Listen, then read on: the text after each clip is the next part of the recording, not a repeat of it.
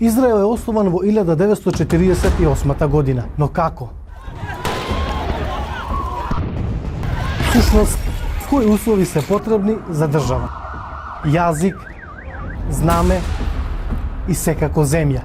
Земјата на која се наоѓа, Израел ја претвори во затвор на отворено. Луѓето насилно ги протера од своите домови. Младите без причина ги држаше во затвор.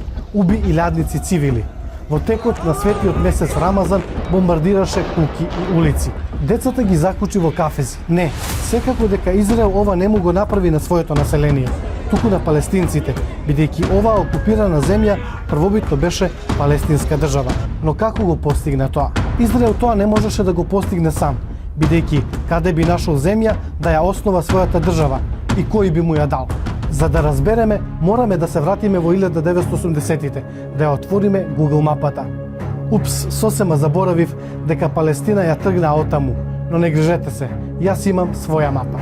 Можеме да кажеме дека се почнува на првиот сионистички конгрес во Швајцарија во 1879 година со книгата Еврејска држава на новинарот Теодор Херзл, каде е предвидено воспоставување на еврејска држава. Воедно, тогаш почнуваат првите емиграции, највеќе од Европа. Почнувајќи од 1516 година, па и во текот на Првата светска војна, Палестина и нејзината околина беа под османлиска власт, каде припадници на три религии живееле заедно и во мир.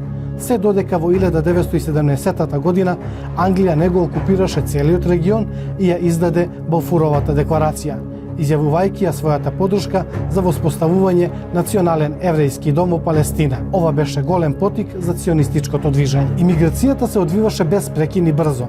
По Првата светска војна, Англија ја доби Палестина како мандат од страна на Друштвото на народите и само неколку години подоцна 11% од вкупниот број од населението на Палестина го сочинуваа доселените евреи. Во 1937 година во Англија е предложено овој регион да се подели меѓу арапска и еврејска држава, додека во 1947 година надлежноста е префрлена на Обединетите нации.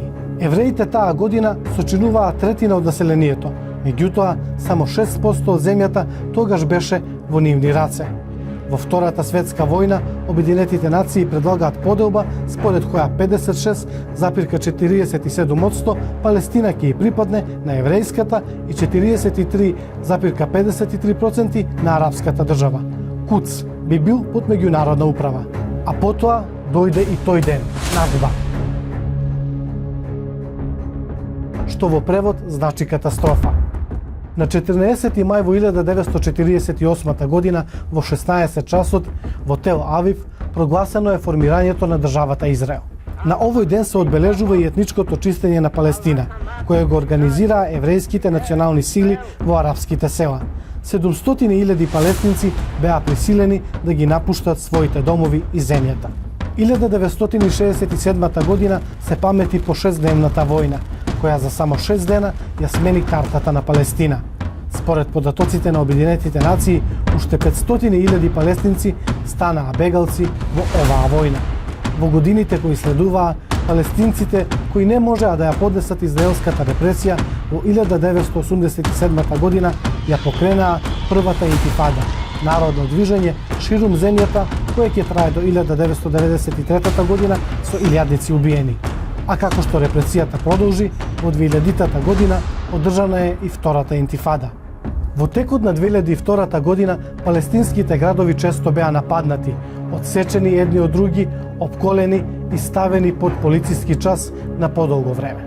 Иако во 2006 година Израел се повлече од Газа и од одредени делови на западниот брег почна да ја блокира Газа од море, копно и воздух.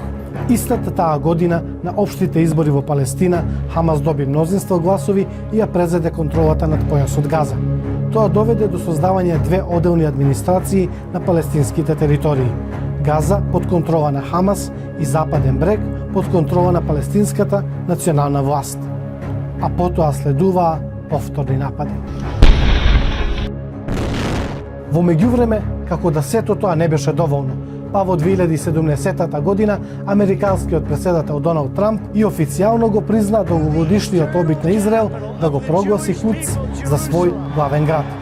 Денес Израел зазема 85% од палестинската земја, а создавањето на Израел чинеше десетици илјади животи, милиони раселени, непроценлива материјална штета, безброј неостварени детски соништа, слобода на палестинскиот народ. Накратко, ова не е судир, ова е окупација.